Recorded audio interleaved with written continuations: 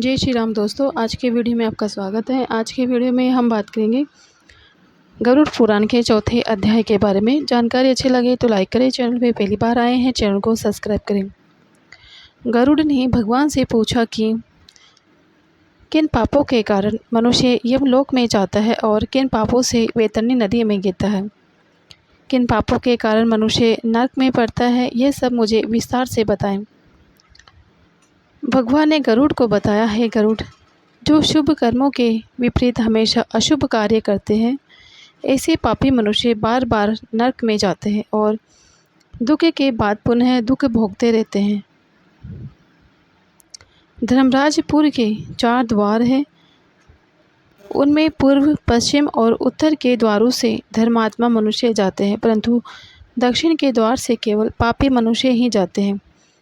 दक्षिण के द्वार से जाने के रास्ते में वैतरणी नदी पड़ती है। उसमें जो पापी व्यक्ति गिरते हैं, वे जो पापी पुरुष होते हैं, वे होते हुए ब्राह्मणों की हत्या कर देते हैं, जो शराब का सेवन करते हैं, गौ के हत्यारे हैं, बालकों की हत्या करने वाले हैं, स्त्रियों की हत्या करने वाले, गर्भ को नष्ट करने वाले और गुप्त रूप से पाप करने वाले, गुरु की संपत्ति का हरण करने वाले, देवता या ब्राह्मण का धन हरण करने वाले, स्त्री द्रव्यहारी, बाल द्रव्यहारी है, ऋण लेकर उसे न लौटाने वाले, धरोहर का अपहरण करने वाले, विश्वासघाती, विष देकर हत्या करने वाले, दूसरों के दोषों को अपनाने वाले, दूसरों के गुणों की अनदेखी करने वाले, गुणवानों के साथ वैर रखने वाले, नीच प्रवृत्ति के व्यक्तियों के साथ अनुराग रखने वाले, मूर्ख, सत्संगी से दूर रहने वाले, तीर्थों, सज्जनों, सत्कर्मों, गुरुजनों और देवताओं की निंदा करने वाले, पुराण, वेद, मीमांसा, न्याय और वेदांतों को दूषित करने वाले पापियों की श्रेणी में आते हैं। दुखी मनुष्य को देखकर खुश होने वाले, प्रसन्न व्यक्ति को दुख पहुंचाने वाले, बुरे वचन बोलने वाले तथा हमेशा दूषित चित्त वृत्ति वाले होते हैं। भलाई की बात भी न सुनने वाले, शास्त्र की आज्ञा किसी भी समय न मानने वाले, अभिमानी, मूर्ख, अपने को ज्ञानवान मानने वाले, पूर्व में गिनाए गए और भी धर्म रहित बहुत से पापी जीव दिन रात रोते हुए यम मार्ग में जाते हैं। इस प्रकार यम मार्ग में चलना बहुत कठिन है। यमदूतों की प्रताड़ना से वैतरणी नदी में जाकर गिरते हैं, उनको बताता हूँ। जो मनुष्य माता पिता, गुरु, आचार्य आदि का अपमान करते हैं, वे सब व्यक्ति वैतरणी नदी में गिरते हैं। अच्छे स्वभाव वालों से द्वेष करने वाले और द्वेष से पतिव्रता स्त्री का त्याग करने वाले व्यक्ति वैतरणी नदी में गिरते हैं। हजारों गुण जिस पुरुष में है, उनमें दोष आरोपण करने के सत्य व्यक्तियों की निंदा करने वाले मनुष्य वैतरणी नदी में गिरते हैं। वचन देकर भी जो ब्राह्मण को वास्तव में दान नहीं देता और बुलाकर भी जो व्यक्ति यह कहता है कि वह घर पर नहीं है, ऐसे दोनों प्रकार के व्यक्ति वैतरणी नदी में गिरते हैं। स्वयं दी गई वस्तु का जो अपहरण कर लेता है या दान देकर पश्चाताप करता है, जो दूसरों की आजीविका को छीन लेता है, दान देने से रोकता है, यज्ञ का विध्वंस करता है, जो कथा भंग करता है, क्षेत्र की सीमा का हरण कर लेता है और जो गोचर भूमि को जोतता है, वह भी वैतरणी नदी में गिरता है। ब्राह्मण होकर रस विक्रय करने वाला, शूद्र स्त्री का ब्राह्मण पति, वेद प्रतिपादित यज्ञ के अलावा अपने किए पशुओं की हत्या करने वाला, भ्रम क्रम से च्यूत मांस का सेवन करने वाला, मद्यपान करने वाला, उच्च खल स्वभाव वाला, शास्त्र के अध्ययन से रहित ब्राह्मण, वेद पढ़ने वाला शूद्र, कपिला गाय का दूध पीने वाला शूद्र, यज्ञोपवीत धारण करने वाला शूद्र, ब्राह्मण की पुत्री को अपनी पत्नी बनाने वाला शूद्र, राज महिषी के साथ व्यभिचारी करने वाला, पराई महिला का अपहरण करने वाला, कन्या के साथ व्यभिचार करने वाला तथा जो सतीत्व नष्ट करने वाला है, अन्य बहुत से शास्त्र विरुद्ध काम करने वाले, निहित कर्मों का त्याग करने वाले सब मूर्ख पापी व्यक्ति वैतरणी नदी में गिरते हैं। इस प्रकार के पापी व्यक्ति सब मार्ग को त्याग कर यमलोक को जाते हैं। वहाँ दूत आकर यम की आज्ञा से उन पापियों को वैतरणी नदी में डालते हैं। सब नरकों में 21 नरक अधिक दुख देने वाले हैं। इन 21 नरकों में वैतरणी नदी मुख्य है। यह सबसे अधिक कष्ट पहुँचाने वाली है। इसलिए प्रथम में गिनाए गए ऐसे अत्यंत कट पापियों को वैतरणी नदी में डालते हैं। जिसने कृष्णा गाय का दान नहीं किया और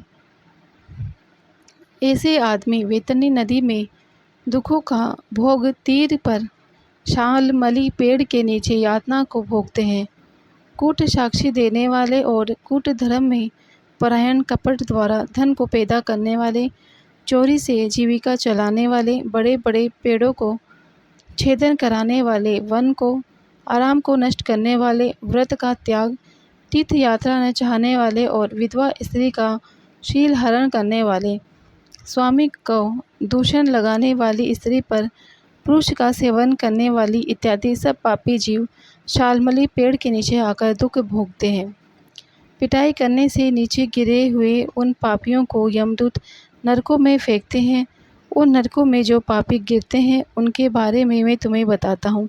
वेद की निंदा करने वाले, नास्तिक, मर्यादा का उल्लंघन करने वाले, कंजूस, विषयों में डूबे रहने वाले, दंभी तथा कृतज्ञ मनुष्य निश्चय ही नरक में गिरते हैं। जो कुआं, तालाब, बावली, देवालय तथा सार्वजनिक स्थान, धर्मशाला आदि को नष्ट करते हैं वे निश्चय ही नरक में जाते हैं। जो स्त्रियों को, बालकों को, नौकरों को, गुरु को बिना भोजन कराए अकेला ही भोजन करता है, या वैष्णवदेव के बिना भोजन करता है, या विष्णु जी को नैवेद्य नहीं चढ़ाता, ऐसे व्यक्ति नरक में जाते हैं। जो व्यक्ति शंकु से, काष्ठ से, पत्थर से या कांटों से रास्ते को रोकता है वे नरक में जाते हैं। जो व्यक्ति शिव जी की, पार्वती जी की, विष्णु जी की, सूर्य की, गणेश जी की, सद्गुरु की और पंडित की पूजा नहीं करते वे नरक में जाते हैं। ब्राह्मण होकर दासी का सेवन करने से नरक में जाते हैं। ब्राह्मण होकर शूद्र की लड़की से पुत्र को पैदा करने से ब्राह्मणत्व खत्म हो जाता है। वह ब्राह्मण नमस्कार करने योग्य नहीं रहता तथा पूजा योग्य नहीं रहता। जो ब्राह्मणों के कलह को, गौवों की लड़ाई नहीं रोकते या रुकवाते नहीं हैं या उनका समर्थन करते हैं, बढ़ावा देते हैं, वे अवश्य ही नरक में जाते हैं। स्त्रियों के स्वामी को, पतिव्रता स्त्रियां स्वामी को छोड़कर अन्य की शरण में नहीं जाते, उनको ऋतु समय में द्वेष बुद्धि रक्त ऋतुदान न करने से नरकगामी होते हैं। जो कामाग्ध को, रजा, सबला स्त्री का सेवन करते हैं, पर्व तिथियों में, जल में, श्राद्ध के दिनों में स्त्री का सेवन करते हैं वे नरकगामी होते हैं। जो आदमी अपने शरीर की विष्ठा को आग, जल, उपवन, रास्ते या गौशाला में डाल देते हैं वे निश्चय ही नरक में जाते हैं।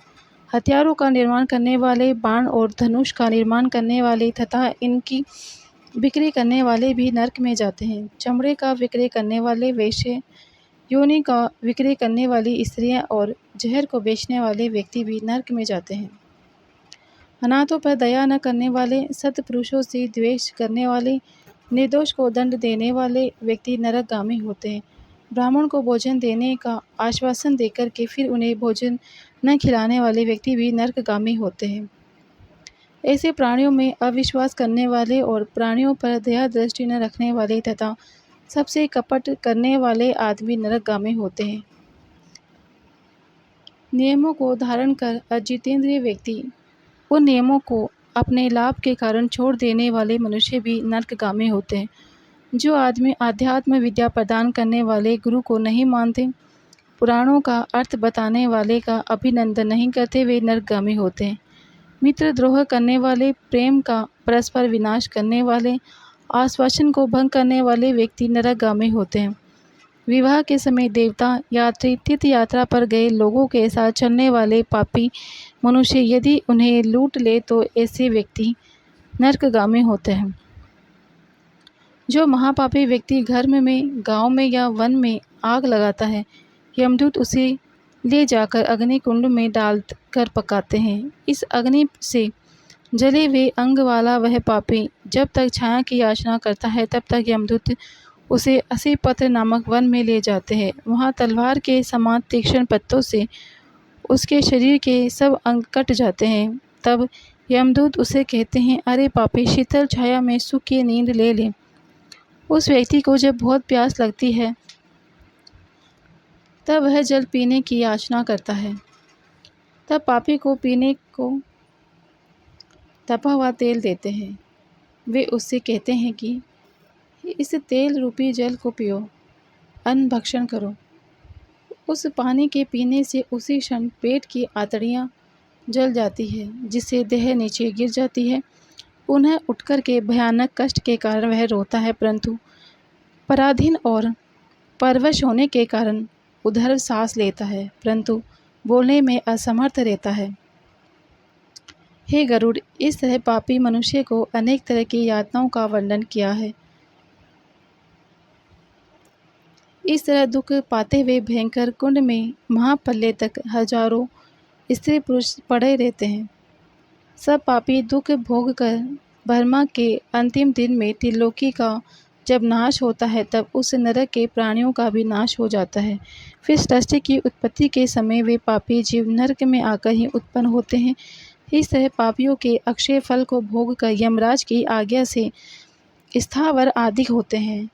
उस स्थावर जाति को कहते हैं वृक्ष, गुल्म, लता, वनस्पति, पर्वत, तृण, ये सब स्थावर कहे जाते हैं। ये सब महामाया से युक्त है। कीट, पशु, पक्षी, जलचर एवं देव, इन योनियों को मिलाकर 84 लाख योनियां हैं।